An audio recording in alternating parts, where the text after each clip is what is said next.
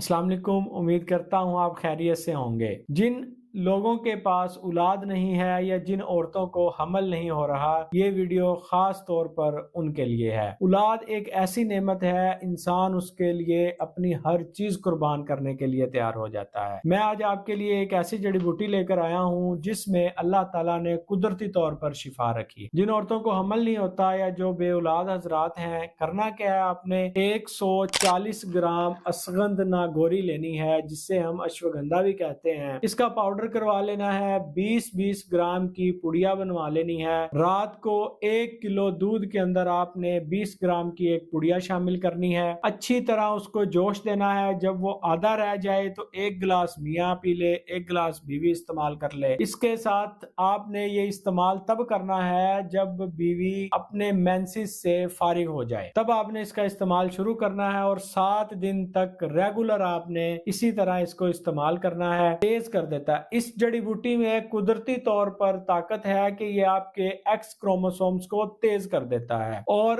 آپ کے Y chromosomes کو کمزور کر دیتا ہے۔